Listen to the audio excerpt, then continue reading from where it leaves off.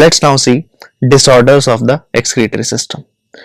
Disorders of the excretory system. सबसे पहला disorder देखने को मिलता है दैट इज यूरेमिया. यूरेमिया का क्या मतलब है? अगर एक्यूमुलेशन होता है ब्लड का, ठीक है, एक्यूमुलेशन होता है यूरिया का अमाउंट बढ़ जाता है किसमें? ब्लड में. तो उस कंडीशन को क्या बोलते हैं?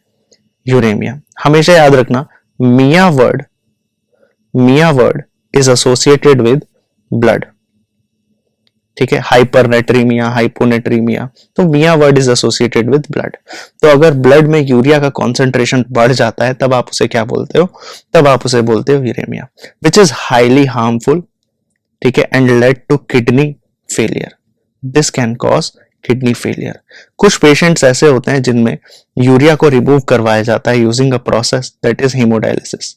हीमोडायलिसिस में एक मशीन होती है ना, जिसको बोलते हैं हीमोडायलिसिस मशीन, जिसमें एक कन्वीनियंट आर्टरी से पूरी बॉडी का ब्लड निकाला जाता है और साथ में साइमल्टेनियसली उस आर्टिफिशियल किडनी की मदद से, ठीक है, जो कन्वीनियंट आर्टरी से ब्लड बाहर निकाला गया है उस डायलिसिस मशीन में डाल दिया जाता है. और आफ्टर एडिंग सम एंटीकोगुलेंट जैसे कि हेपारिन, ताकि ब्लड क्लॉट ना हो जाए, फिर से साइमल्टेनियसली ब्लड को आपकी बॉडी में साफ करने के बाद, फिल्टर करने के बाद, using artificial kidney that is haemodialysis machine, body में डाल दिया जाता है. ठीक है, this is the process of dialysis. ठीक है, द पोरस सेलोफेन मेम्ब्रेन होता है यहाँ पर, अलाउज द पैसेज, मतलब इस तरह से ये क्या करता है ये with the help of concentration gradient, ये क्या कर रहा है? फिल्ट्रेशन कर रहा है. As nitrogenous waste are absent, जब इसे लगेगा कि नाइट्रोजनस वेस्ट तो अब है ही नहीं, dialysing fluid, the substances freely move out and thereby clearing the blood साफ हो गया. किडनी भी तो यही कर रहा है हमारी बॉडी में, बट इन केस अगर किडनी फेल हो गया है तो आप क्या करेंगे? डायलिसिस करवाते हैं, है ना, सुना भी होगा आपने dialysis. Then clear blood is pump back to the body through vein के थ्रू आप और एंटी हेपारिन ऐड कर दोगे. This method is a boom for thousand of uremic patient all over the world. Kidney transplantation is ultimate method in correction of renal failure. अगर किसी को kidney failure है then the ultimate method is kidney transplantation. क्या करवा सकता है person? Kidney transplantation. एक functioning kidney is used to in transplantation from donor से ले लिया या क्लोज रिलेटिव से ले लिया.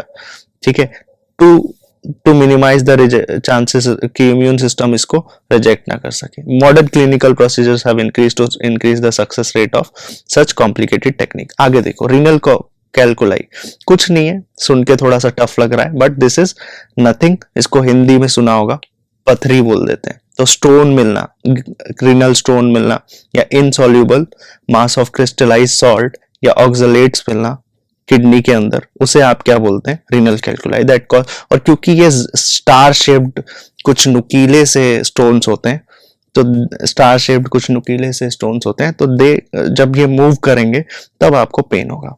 Next is glomerulo nephritis. तो मैं बोलता हूं सर, आप क्या किया करो, जब भी वर्ड्स यहां पर दिखे आपको इस तरह के, then you start separating the words. ठीक है, तो ग्लोमेरुलस नेफ्रॉन में क्या हो रहा है? इन्फ्लामेशन. तो inflammation of glomeruli in the kidney. This is all about the disorders.